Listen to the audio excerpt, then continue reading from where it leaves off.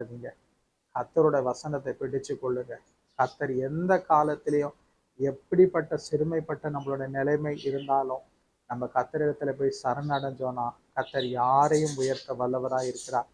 வேத புஸ்தகத்துல அன்னாள் என்று சொல்லி ஒருத்தவங்க இருக்காங்க, தெரியுமா உங்களுக்கு? பிள்ளையே இல்லாம இருந்தாங்க. அவங்களுக்கு எப்படிப்பட்ட ஒரு பிள்ளையை கொடுத்தார்? சாமுவேல் என்ற ஒரு பெரிய தீர்க்கதரிசியை கொடுத்தார். அது இல்லாம 5 பிள்ளைகளை கொடுத்தார். சரிங்களா? அதே போலதான் சாராள், ஆபிரகாமின் மனைவியாகிய சாராள் பிள்ளை பாக்கியத்தை குறித்து மறந்தே போயிட்டாங்க. ஆண்டவர் வந்து ஒரு நாள் ஆபிரகாமிடத்தில் நான் உனக்கு ஒரு சந்ததியை, உனக்கு ஒரு பிள்ளையை கொடுப்பேன் என்று சொல்லும்போது அவங்க சிரிச்சாங்க. அப்படி அவர்கள் வந்து தன்னைத்தானே அவங்க அந்த அப்படிப்பட்ட ஒரு மனநிலைக்குள்ளாக இனி நமக்கு ஒரு பிள்ளை இருக்க போறதில்லை, நமக்கென்று ஒரு சந்ததி இருக்க போறதில்லை என்று சொல்லி நினைத்தார்கள்.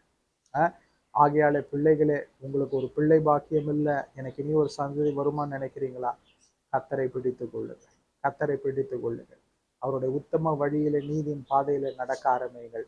கண்கள் திறக்கப்படும், பிரமிக்கப்படும், படிக்கான அற்புதங்களை நீங்கள் காண்பீர்கள். இன்னைக்கு நிறைய பிள்ளைங்க வந்து என்கிட்ட சொல்லுவாங்க, அண்ணன் எவ்வளவு முயற்சி பண்ணி பார்க்குறேன்னு வாழ்க்கையில ஜெயிக்கவே முடியலன்னு, வறுமையின் மீது வறுமைதான் அண்ணன் இருக்குது அப்படின்னு சொல்லிட்டு. அப்போ அவங்களுக்கு ஜெபிக்கும் போது திட்டம் தெளிவா ஒரு காரியம் தெரியும். அவங்க ஒரு அடிக்ஷனுக்குள்ளாக இருக்கிறாங்க. அந்த அடிக்ஷனுக்குள்ளாக இருக்க வரைக்கும் பிள்ளைகளா, கர்த்தர் உங்களுக்கு உதவி செய்யணும்னு நினைச்சா கூட முடியாது. ரொம்ப கஷ்டம். முடியவே முடியாது. பிசாசாகிய சத்துரு, நீங்க என்ன தெரியுமா? வேத வசனங்களை மட்டும் பிடிச்சு கொண்டா போதாது. யாரோ ஒருத்தர் இப்படி எனக்கு தீர்க்க தரிசனம் சொல்லிட்டாங்கன்னு அதை பிடிச்சு கொண்டா மட்டும் போராது. அதோடு சேர்ந்து நீங்கள் கர்த்தருடைய உத்தம வழியிலே நடக்க பழகி கொள்ளணும். அப்போதான் அந்த வாக்குத்தத்தங்கள் வசனங்கள் நிறைவேறும். பிரமிக்கத்தக்க விதத்திலே நிறைவேறும். நம்மளை சுத்தி இருக்கிற வழிகள்லாம் இப்போ வந்து அடைக்கப்பட்டிருக்கு, தெரியுமா?